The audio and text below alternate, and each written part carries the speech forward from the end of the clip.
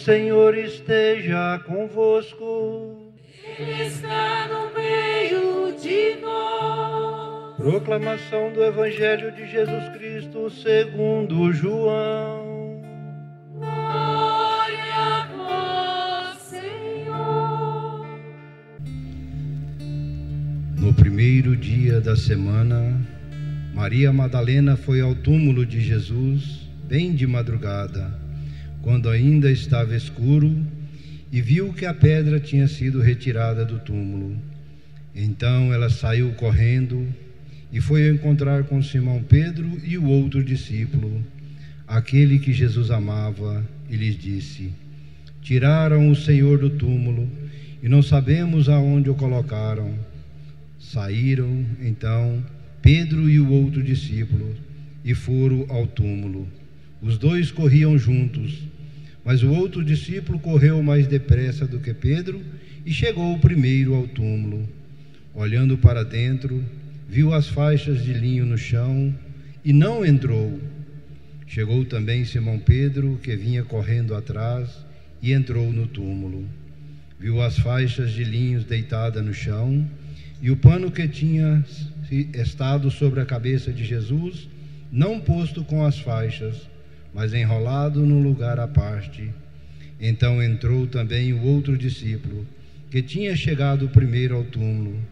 Ele viu e acreditou. De fato, eles ainda não tinham compreendido a Escritura, segundo o qual ele devia ressuscitar dos mortos. Palavra da salvação. Glória a vós, Senhor.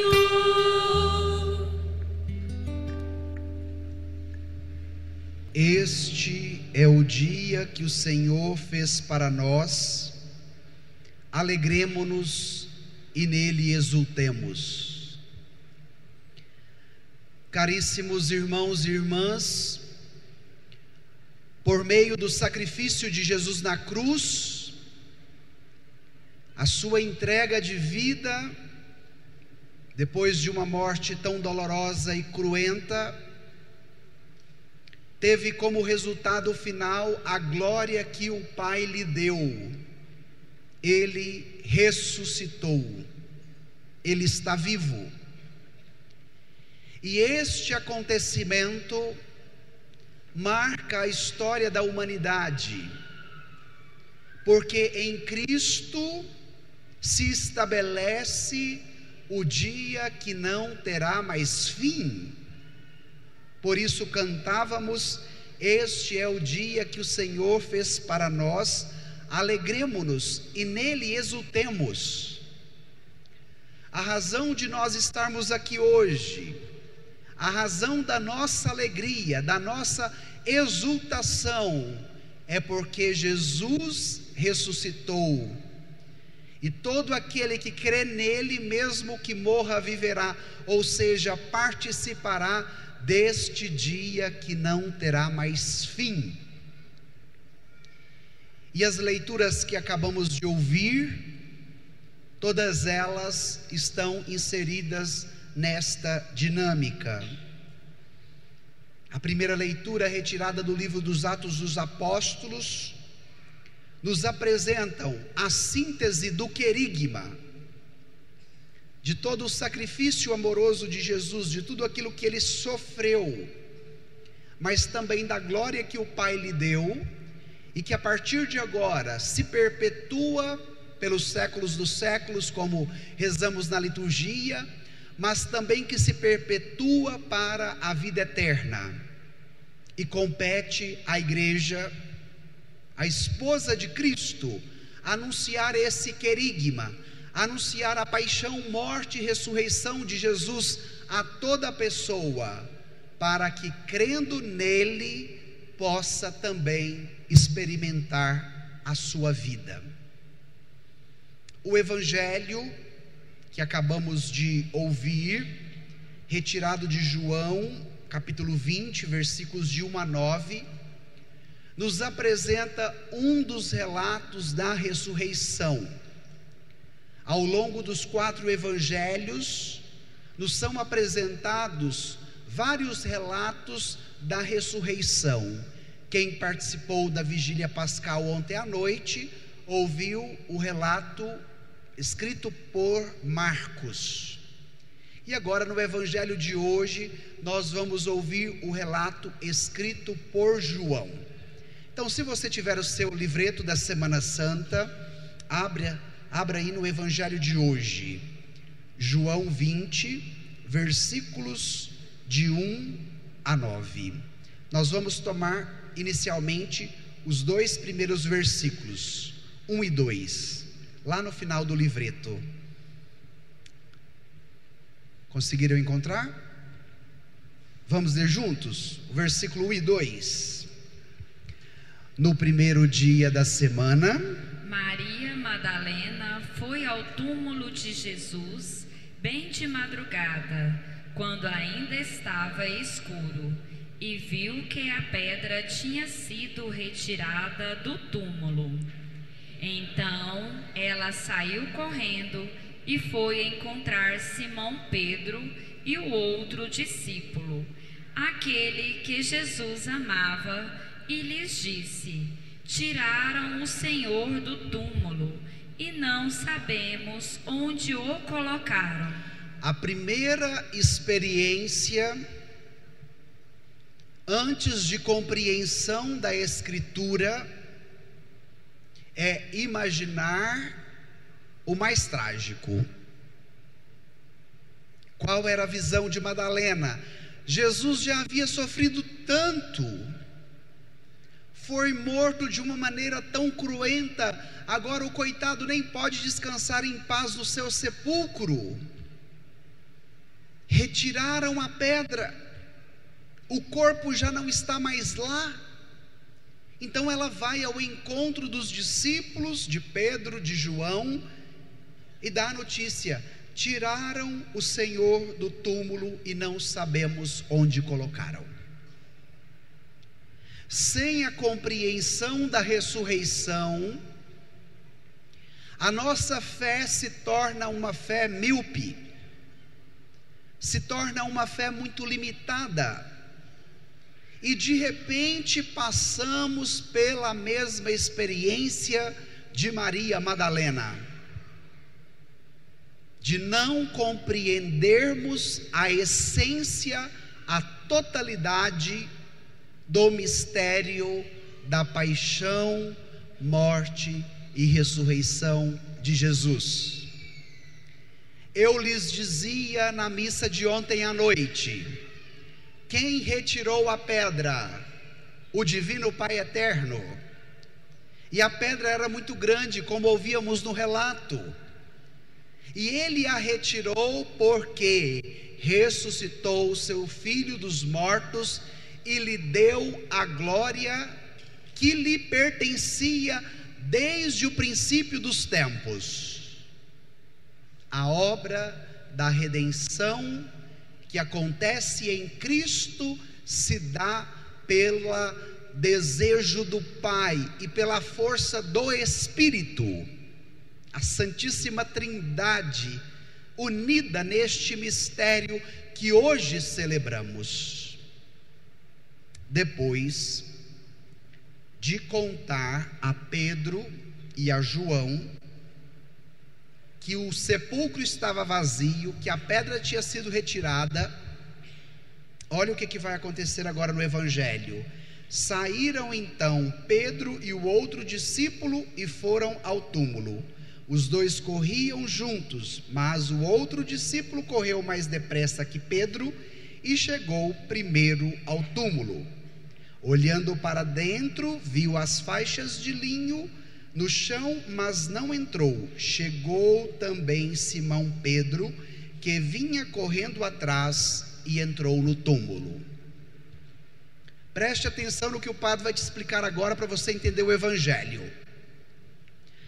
Pedro já era uma pessoa mais idosa, e João, chamado do discípulo amado, era um jovem.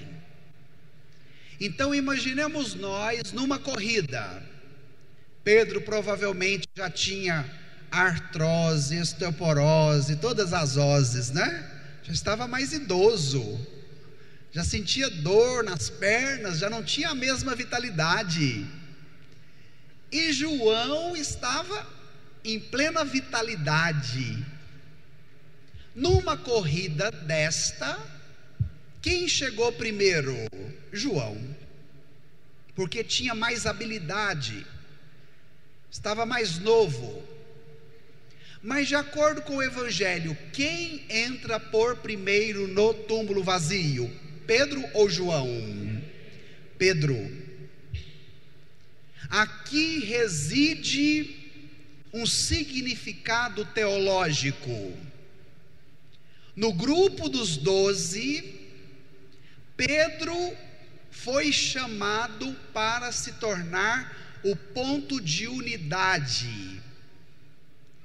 Pedro era aquele que deveria conduzir, coordenar todo o corpo apostólico, todo o grupo dos 12.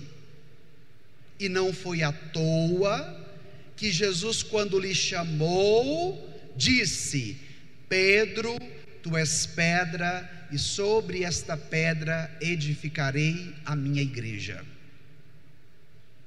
A igreja de Jesus tem como missão por excelência anunciar que Jesus está vivo. A igreja tem como missão proclamar aos 4 cantos da terra que Jesus venceu a morte, que Jesus venceu o pecado, que pela ressurreição de Jesus nós nos tornamos uma nova criatura.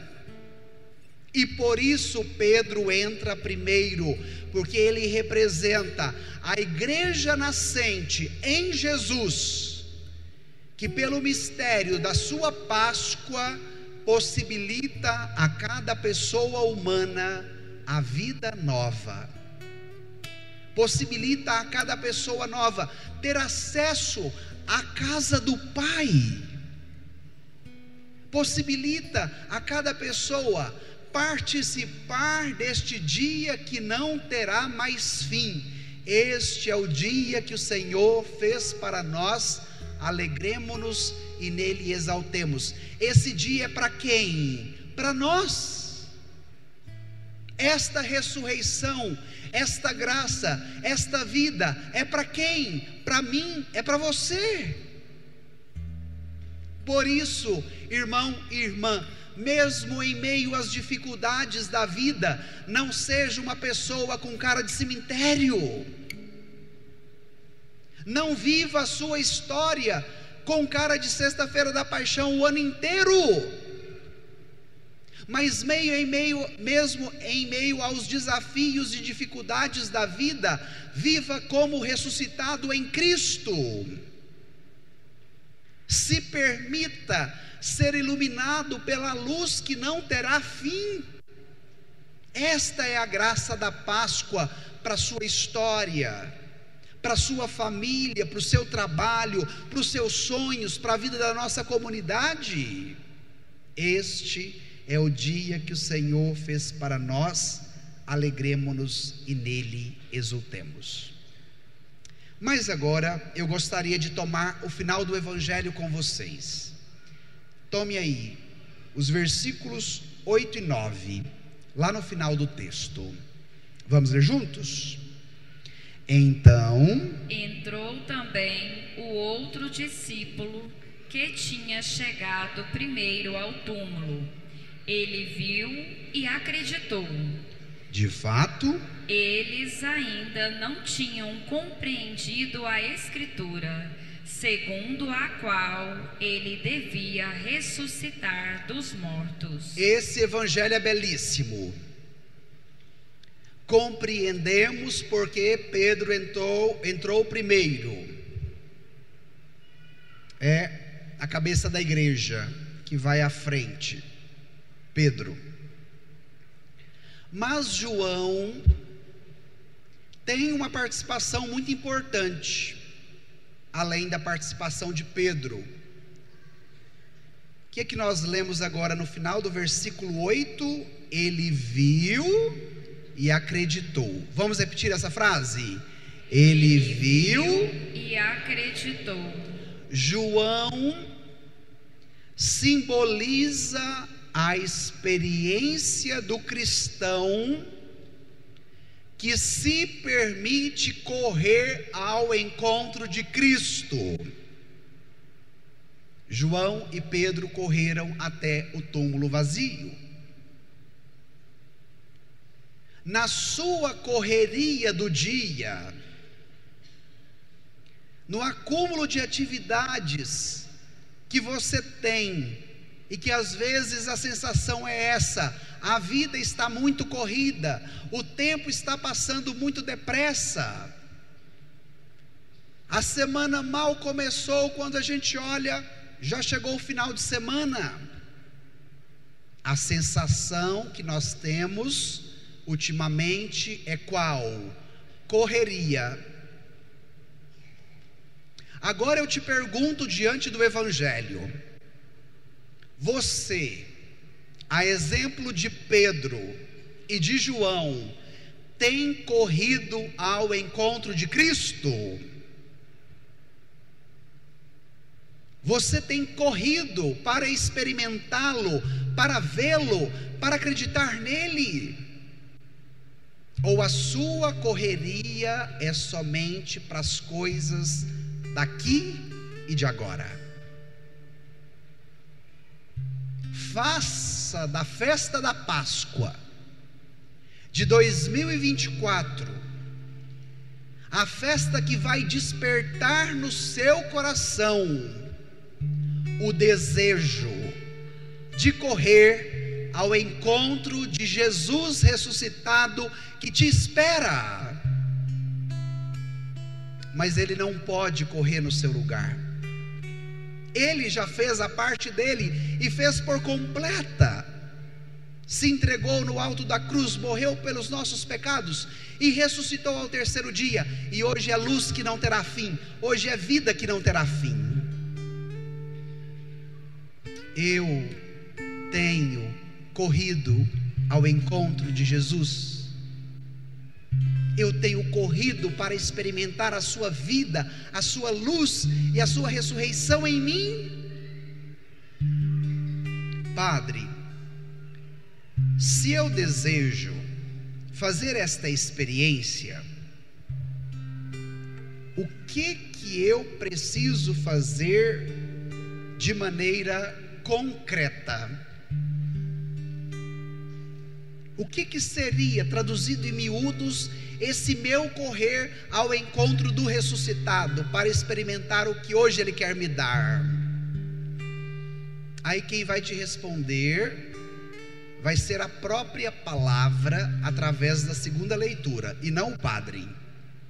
Volte aí na página anterior, segunda leitura da carta de São Paulo aos Colossenses.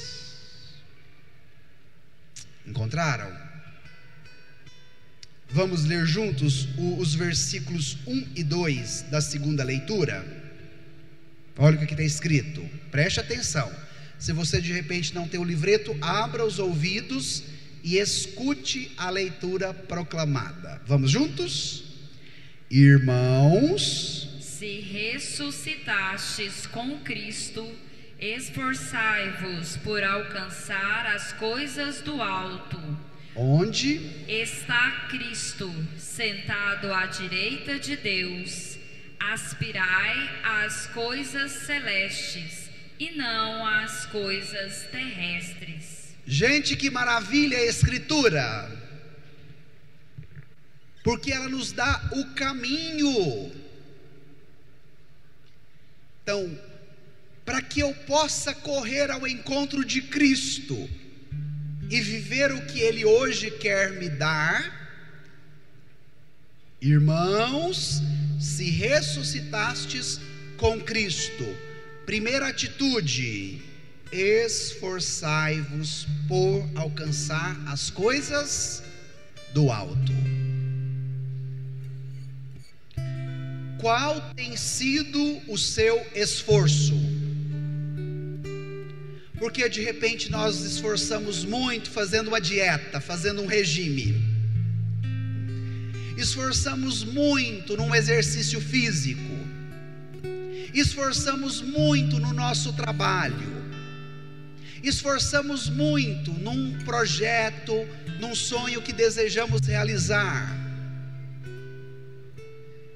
E aí a pergunta da palavra é esta: eu tenho tido o mesmo esforço para alcançar as coisas do alto? E por que é importante nós meditarmos a palavra?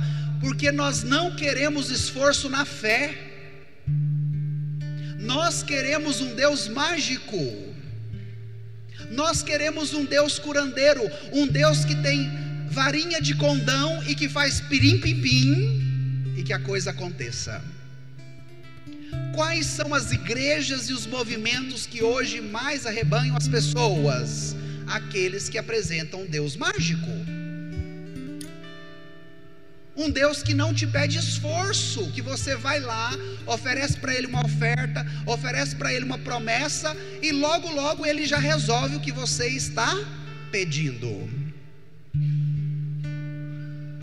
E quem conhece a palavra de fato, se coloca numa outra dinâmica, que é a dinâmica da fé.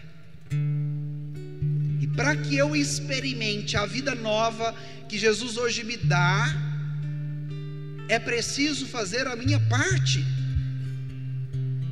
é preciso ter o desejo de correr ao encontro dEle, é preciso também me esforçar por buscar as coisas do alto.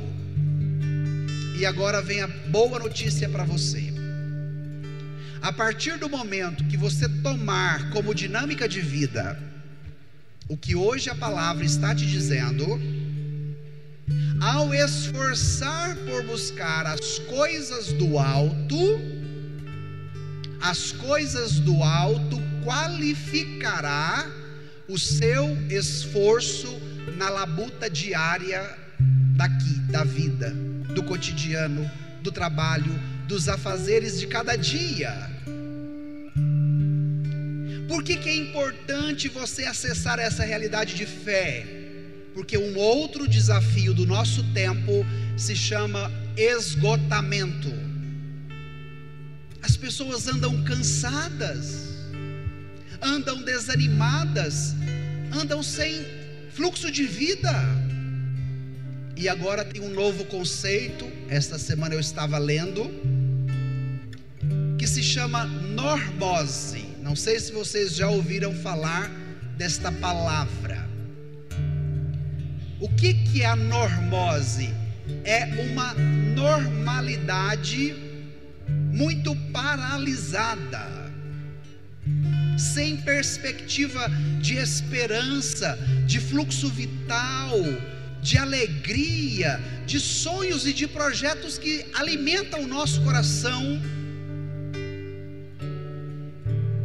Atualmente eu tenho dado aula para jovens, e isso tem me preocupado muito, ao ver nos alunos jovens em plena vitalidade uma normose já muito estabilizada, que quando você propõe, incentiva, motiva a meninada a ir para frente, professor, para que isso? Então, se a nossa meninada de 13, 14, 15, 16, 17 anos já estão assim, vocês imaginam como é que vai ser o nosso futuro daqui 10 anos? E por que olhar para esta realidade? Porque hoje a festa da Páscoa nos dá o remédio. Hoje a festa da Páscoa nos aponta o caminho que é capaz de transformar esta realidade mórbida, que é capaz de transformar esta normose, e te pede: esforce pelas coisas do alto, porque elas te abrirão o horizonte, elas alimentarão seu coração de esperança, elas te darão um novo vigor para você continuar a caminhada, mesmo que você enfrente as dificuldades, porque Jesus está vivo, porque Jesus está ressuscitado, porque eu ponho nele a minha confiança. Ele é a luz que me ilumina, Ele é o dia que não terá fim. E quando você se esforça por buscar as coisas do alto, as coisas do alto qualifica o seu trabalho nas coisas da terra. Para que a vida flua, minha gente, para que a vida produza muitos frutos, não basta apenas esse meu esforço físico sob a minha liderança, mas para que a minha vida, o meu trabalho, a minha família frutifique, esse meu esforço por primeiro deverá desejar as coisas do alto, buscar as coisas do alto, e buscando as coisas do alto me ajudarão nas coisas da terra. Agora, se eu reduzo a minha vida, a minha busca, o meu esforço só nas coisas do aqui e do agora, eu vou esgotar, eu vou perder as forças, eu vou me paralisando. E a ressurreição de Jesus quer tocar a nossa interioridade para desbloquear tudo aquilo que está paralisado. E por fim, a segunda atitude: esforçai-vos por alcançar as coisas do alto, onde está Cristo sentado à direita de Deus. Aspirai às coisas celestes e não às coisas terrestres. Esse é um outro desafio para viver a Páscoa, porque de repente, quando temos a possibilidade de falarmos dos nossos sonhos e dos nossos projetos, de repente eles vão se reduzir a quê? As coisas da terra. E na festa da Páscoa, a palavra te convida a uma nova perspectiva. Permita que a sua aspiração, ou seja, o seu desejar, o seu sonhar, contemple as coisas celestes. Vou repetir: permita que a Páscoa deste ano te ajude a aspirar às coisas celestes. Não reduza a sua vida, o seu trabalho, o seu esforço, as suas relações a apenas as coisas terrestres, mas que a graça do ressuscitado desbloqueie tudo que ainda te priva de aspirar e de desejar as coisas celestes. E por que isso, Padre? Para que você viva uma vida com sentido, independente das circunstâncias e das situações que você enfrenta. Jesus está vivo, Ele ressuscitou. Vamos repetir juntos? Jesus está vivo, Ele ressuscitou. Põe a sua mão sobre o seu coração e proclama isso com fé para você. Jesus está vivo, Ele ressuscitou. Jesus está vivo, Ele ressuscitou. E agora, vai apresentando para Jesus quais são as suas aspirações. O que você deseja? Apresente para Jesus quais são os seus esforços. A que ou a quem você tem dedicado as suas energias cotidianas, o seu trabalho diário? E vai pedindo para Jesus esta graça: Eu quero me esforçar por alcançar as coisas do alto, Jesus. Me ajuda. Eu quero aspirar, Jesus, pelas coisas celestes. Dai-me nesta manhã, da Páscoa da tua ressurreição, uma fé renovada. Me tire da normose, Jesus, e encha o meu coração com a tua alegria. Me dê, Jesus, um novo sentido de vida nova, que só a tua ressurreição pode me oferecer. Porque eu creio que tu estás vivo. Eu creio que tu estás ressuscitado.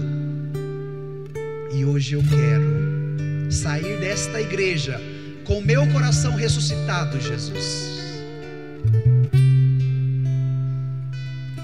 Hoje, Jesus, eu quero sair desta igreja com o meu coração alegre, vibrante, iluminado pela luz da tua ressurreição. Porque Ele vive, você pode crer no amanhã. Porque Ele vive, você pode crer que a força dEle te alcança e te fortalecerá para enfrentar todos os desafios da vida.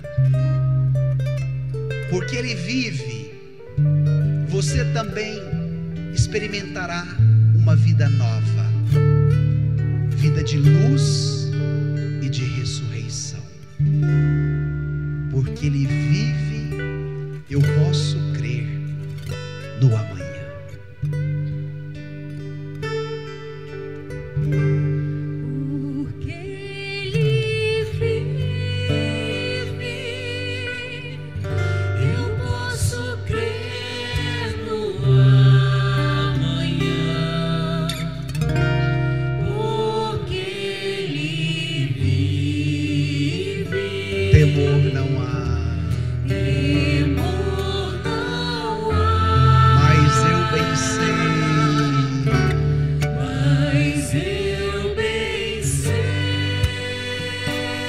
E o meu futuro,